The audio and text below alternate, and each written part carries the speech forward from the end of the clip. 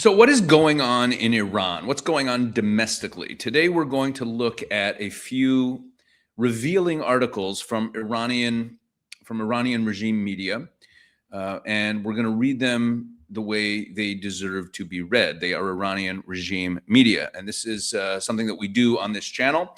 We take a look at the propaganda, and if you're new to this, and you're wondering why are you reading this propaganda? It's just propaganda. Let me explain. It is much more revealing to read state propaganda, to read state media, because you see the messaging, you see what they're trying to do. And if you read it critically, you can understand what's actually going on. It's actually more revealing than media coming out of a country where there's free media, which doesn't reflect anything about the government necessarily. So we're going to take a look at these four pieces. I'm not going to read them all in their entirety.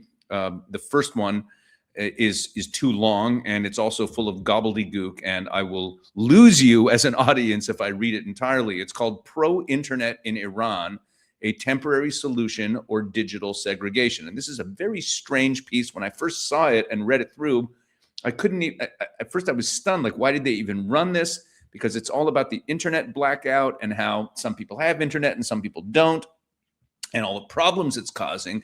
And it seems like it seemed almost like it was too critical of the regime. And again, this is state media, and I couldn't figure out why they read it. But then the more I thought about it, the more and read it carefully, I think I figured out what they're doing. So in this article, it's dated April 29th.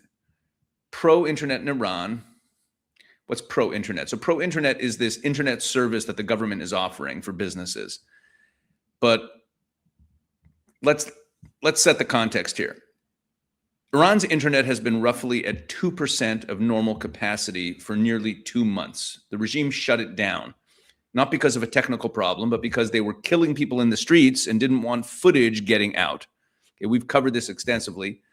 So now, after a ceasefire, the internet's still not restored. Why? Right? Why? Like, what's the excuse now? So WANA needs to explain it. So here's how they do it. So let's take a look at the opening paragraph here. The opening paragraph says, in the past 2 months, Iran has faced unprecedented digital blackout.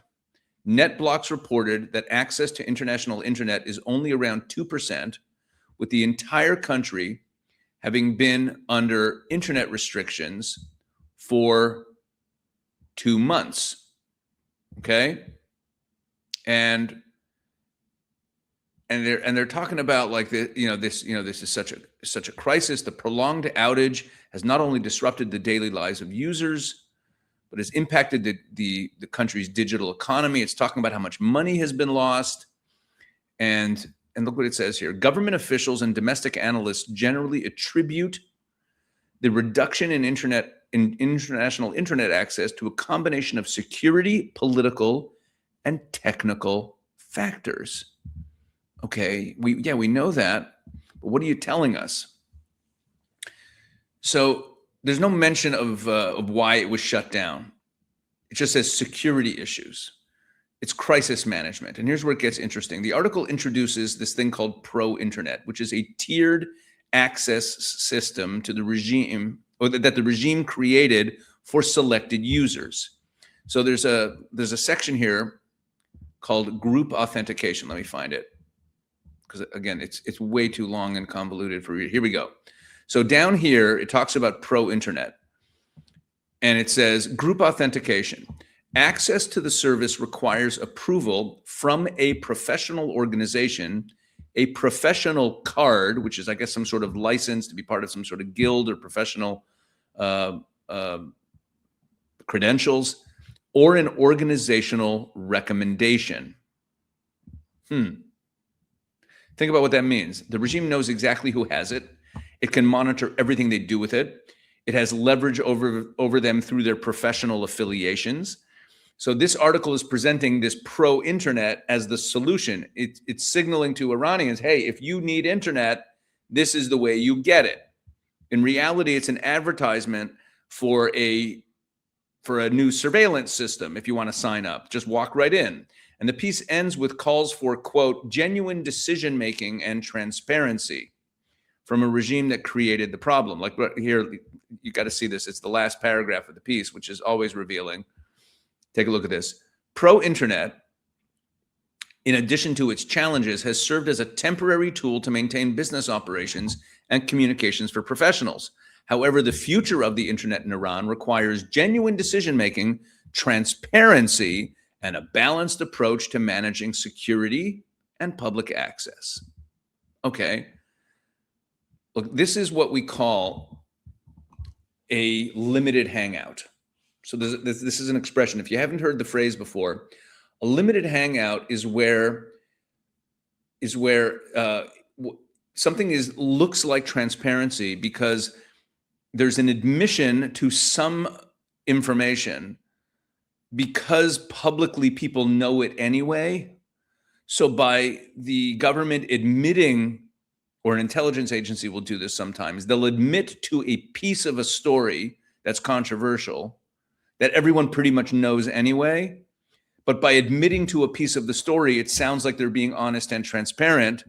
And the goal is really to conceal more than is revealed. That's what's called a limited hangout. Okay, you hang out a piece of the story. It's red meat for people. Everyone thinks that they're getting information and they're getting transparency. So here, everyone knows, the whole world knows that there's an internet blackout in Iran. And everyone knows that the government did it. And everyone knows that the government did it because they didn't want information getting out for security reasons. So by writing an article about, yes, there's security issues, and yes, this had to happen, and it's unfortunate, and now some people have internet and some people don't, but at the same time, they're kind of covering it. They're covering for the fact that they have no good reason why the internet is still off. So that's article number one that I wanted to share with you. I'm going to put all these articles together, and then we'll really get a better picture of what's going on there. This one's also really interesting. This is from a couple days ago. Iran's medicine supply holds under war pressure. Despite more than 40 days of intense conflict between Iran and U.S.-Israeli forces, alongside a naval blockade and disruptions of the Strait of Hormuz, Iran has so far avoided widespread shortages of essential medicines and basic goods. They've avoided them. Now, this article gets quite comical quite quickly. Contrary to expectations of an immediate supply crisis, pharmacies and hospitals across the country continue to operate with relative stability. Shelves remain stocked with most medications, and patients are still able to access routine treatments.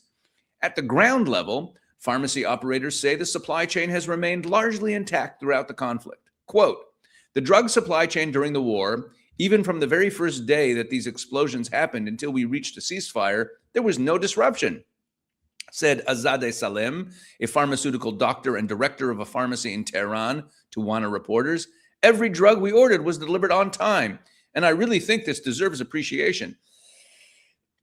This resilience is partly rooted in preparations made during previous crises. According to Salem, authorities had already increased strategic drug reserves, helping prevent shortages in most categories. Quote, "I think that from the previous war, a plan was made for the country's drug reserves, and they had increased that reserve," she said. "As a result, we didn't have problems with the majority of drugs. However, the system has not been entirely immune." Salem pointed to vulnerabilities in imported medicines, particularly those dependent on international financial channels. "The reality is that there's a shortage of certain drugs, especially chemotherapy drugs and imported ones," she noted. "The chain related to currency transfer and other matters was disrupted. While domestically produced medicines have remained stable, concerns are beginning to shift toward the sustainability of supply, particularly for materials linked to petrochemical production." Quote, "Our next major concern is petrochemical products like syringes and IV sets," Salem said. "We are now concerned about how long the country's reserves will meet the needs." Hospitals, meanwhile, report that operations have continued at full capacity despite population shifts and wartime conditions. In her interview with WANA, Ms. Karimpour, a supervisor at Ibn Sina Hospital, said, quote, "Despite the fact that they said half the people left Tehran, all our departments were active," she continued. "Our ICUs were full. And in terms of drugs and equipment, nothing has happened yet. We had everything."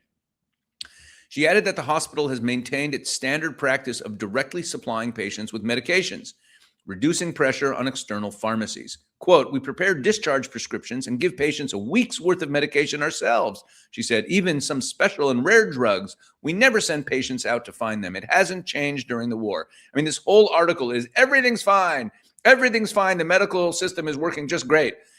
For patients, the experience has so far reflected this relative stability. Quote, "No, we had no shortage, thank God," said one pharmacy client. Miss Akbarzadeh, "I went for dental and pediatric care. There was no shortage of medicine." Iran's ability to maintain supply under pressure highlights a broader paradox.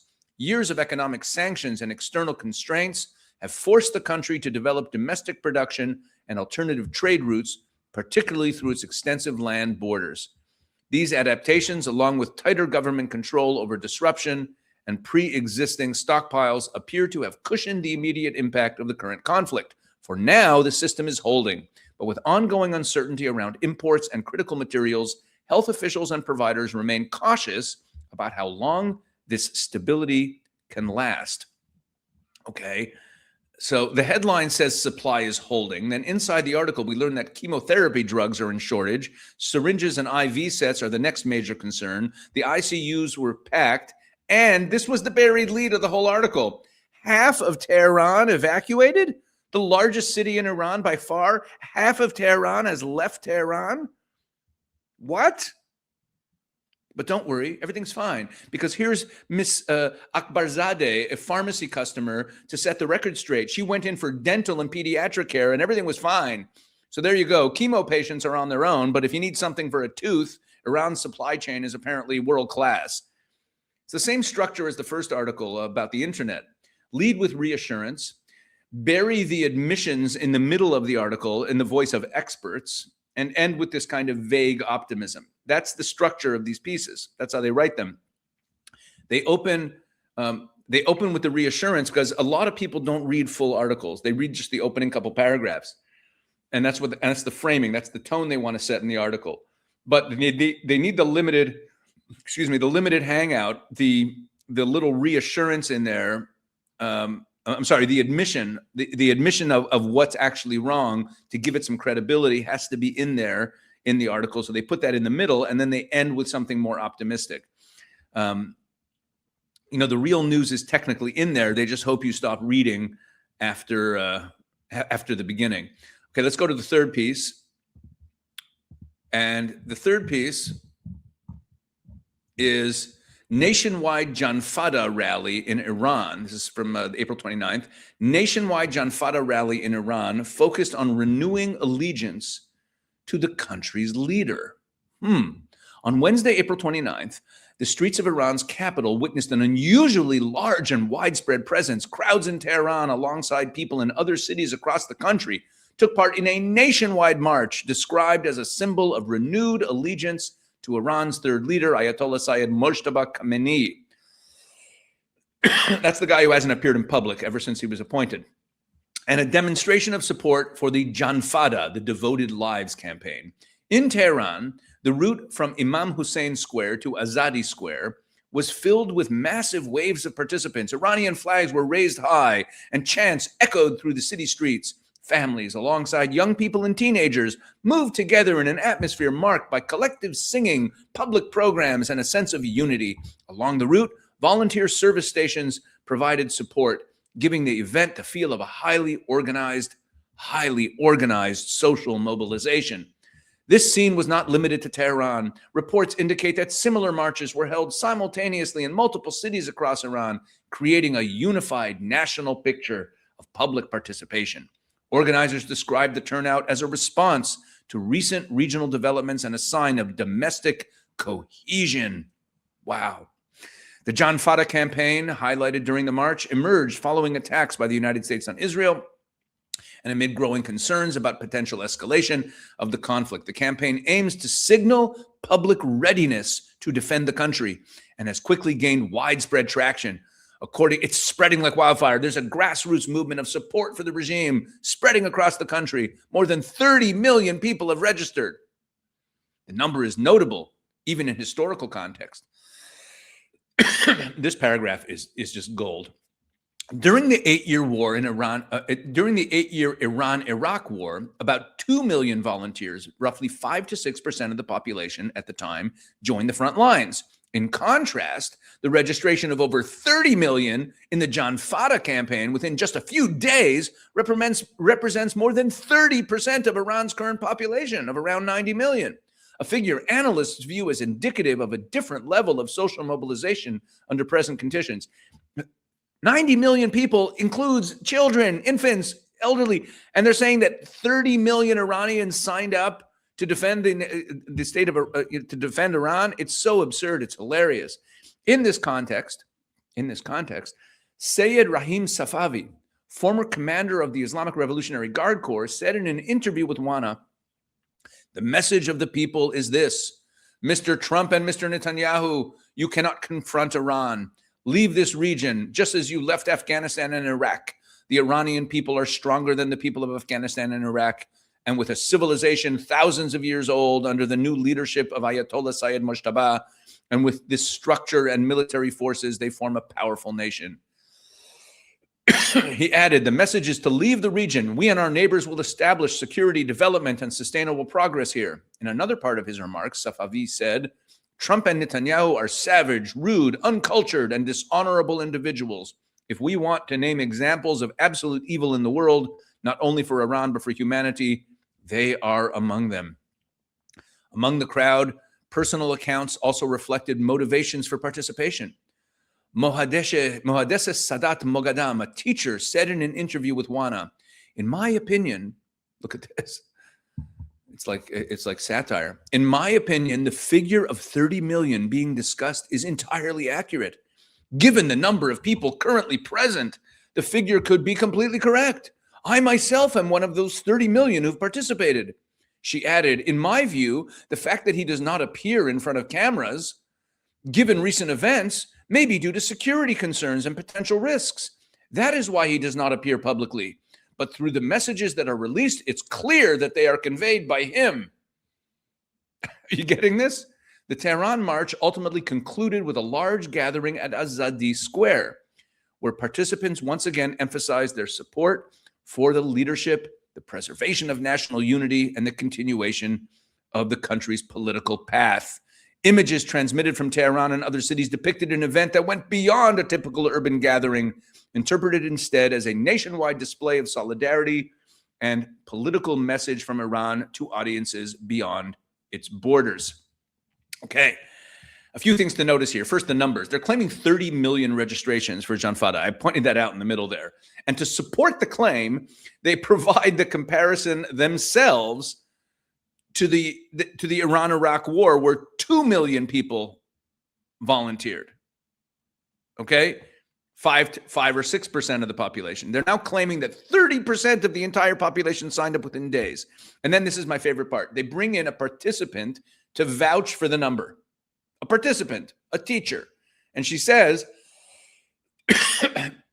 you can't make it up. She says, this is their corroboration of the 30 million number. "In my opinion, the figure of 30 million being discussed is entirely accurate. Given the number of people currently here, the figure could be correct. I'm one of them."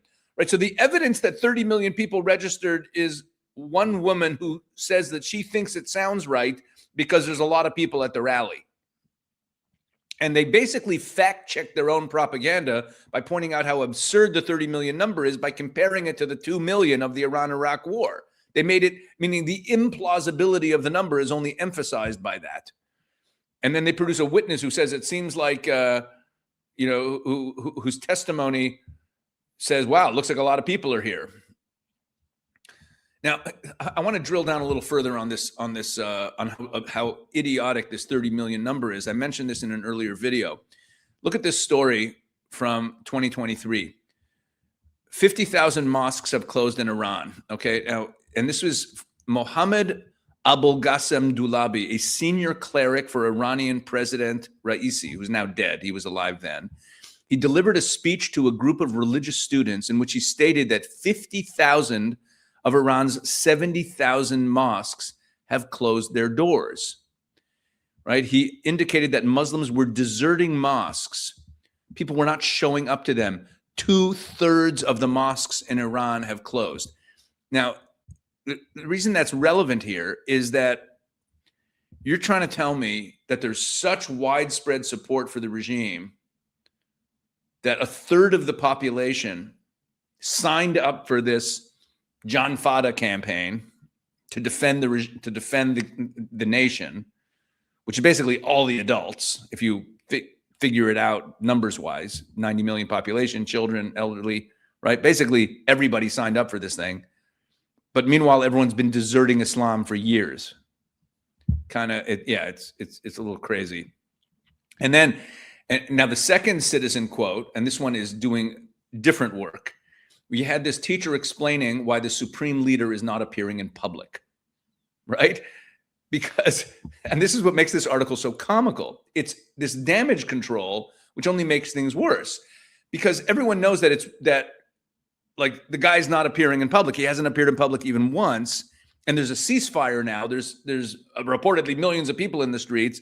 America's not bombing. If he appeared in public, they wouldn't bomb him. No one's bombing anyone right now. Right? And the person says, "Oh, he didn't appear in public." Why would someone standing at a rally volunteer an opinion about why the supreme leader hasn't appeared in public? The quote was written for, I don't even know if the person exists, because they have to address this credibility issue that no one's seen the guy in months. But think about the concession embedded in the explanation. They've just had a massive loyalty rally claiming tens of millions of supporters, and the leader cannot safely show his face, even though the entire country's unified behind him. Okay, and then there's another, this makes the rally even more interesting. This is the last article I'm going to show you. This is from Tasnim. This is the other regime media outlet. This is the media outlet of the IRGC.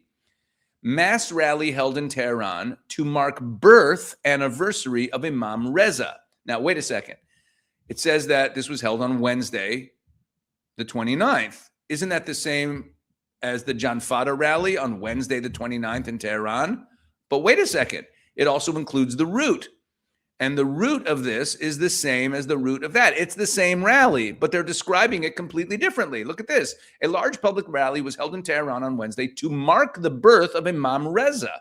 Imam Reza lived in like the 8th century, with participants voicing support for the country against foreign aggression and renewing allegiance to the leader of the Islamic Revolution, Ayatollah Sayyid Mojtaba Khamenei. It's the same rally. But in the previous piece we read, we didn't read a word about, it's a totally different framing for the entire rally. It was about John Fada, right? This is saying it's about Imam Reza. The massive gathering of people took place in the Iranian capital on Wednesday afternoon on the occasion of the auspicious birth anniversary of Imam Reza, the 8th Shiite Imam, with strong public participation. The ceremony has been held along a route stretching from Imam Hussein Square to Azadi Square. That's the same route we read about in the previous piece. Similar events have been held simultaneously across other cities. Same event. Participants carrying Iranian flags and images of martyred leaders of the Islamic Revolution, Ayatollah Sayyid Ali Khamenei, renewed their pledge to the ideals of the late founder of the Islamic Republic, Imam Khomeini, and the martyred leader.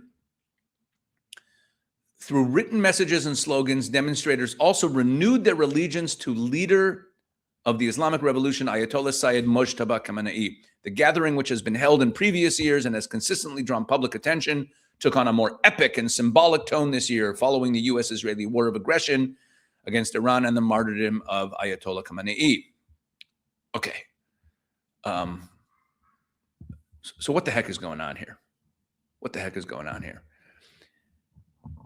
Same rally, same route, same day, completely different framing. WANA called it a political loyalty demonstration, the John Fada campaign.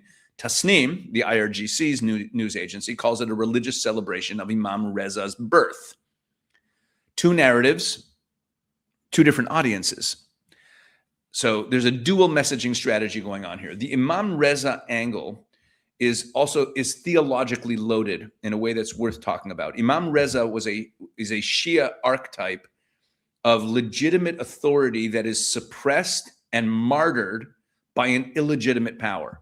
Okay, he was a Shiite leader who never actually had political control because the Shiites were being being occupied at the time. He was kept under house arrest, and he died under suspicious circumstances. That's who Imam Reza was. So invoking him, the 8th Imam, there were 11 Imams, right? Invoking him at this moment for this rally, while there's this invisible supreme leader who hasn't showed up and that they're supposed to be pledging allegiance to, is not a random calendar coincidence, right? Tasnim is the IRGC's own media outlet. It's the same agency that recently slipped up and referred to Mojtaba Khamenei as a martyred leader, and then they walked it back and called it an error. They never published a retraction. But in this article, they're connecting Mojtaba to Imam Reza, because Imam Reza was also a leader who was under attack, and he was being silenced, and he was under house arrest, so he wasn't seen. Right? They're connecting him to Imam Reza. So what are we actually looking at across these 4 articles? Let me sum up this video and we'll close it out. Before I do that, just please make sure that you're subscribed to this channel. Make sure you're subscribed to Israel 365 News. Go into the links that are in the description of this video. Subscribe to our newsletters so that you're plugged into everything that we're doing. You cannot rely on truth about Israel and the Middle East coming to you organically. You have to be plugged in, signed up, make sure that you're getting all the truth. Okay, so what are we actually looking at here? We saw 4 articles. We're looking at a regime that is engaged in multi-track information warfare, I'll call it. And it's all aimed at a single underlying problem. They took a serious military defeat. They lost their supreme leader. They installed a replacement, and the replacement has not been seen publicly in months, possibly because he was severely injured in the same strike that killed his father. Who knows? And the ceasefire that was supposed to signal stabilization hasn't restored normalcy, because the regime still doesn't want its population to have internet and communicate freely. So each article is doing a different job. The internet piece is a limited hangout and a surveillance funnel trying to get people to sign up for that government pro-internet service. The medicine piece is reassurance theater, cover your butt theater, with the bad news buried in the middle, because unless you need chemo, in which case you're out of luck, but the dental clinic is fine, right? The Fada rally piece is a loyalty demonstration for a leader who can't show up, with a witness who thinks that 30 million sounds about right? And a planted absurd quote designed to explain why the supreme leader hasn't shown his face yet. And then you have the Tasnim piece, which repackages the same rally in religious language for a different audience, while the IRGC's own outlet carefully avoids repeating the slip that called their new leader a martyr earlier. Now, none of these are random, obviously. This is all coordinated messaging from a regime that is struggling to manage a domestic population that it's been shooting at, and an international audience that it needs to save face in front of. And the situation, which is increasingly untenable, like from a messaging perspective, it's one thing if while the bombing is happening, no one sees Mojtaba. That's great. They can just say he's in hiding because the Americans and Israelis are going to kill him. But there's no shooting anymore.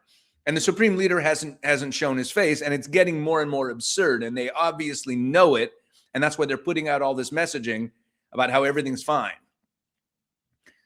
Right? And the political system is obviously falling apart.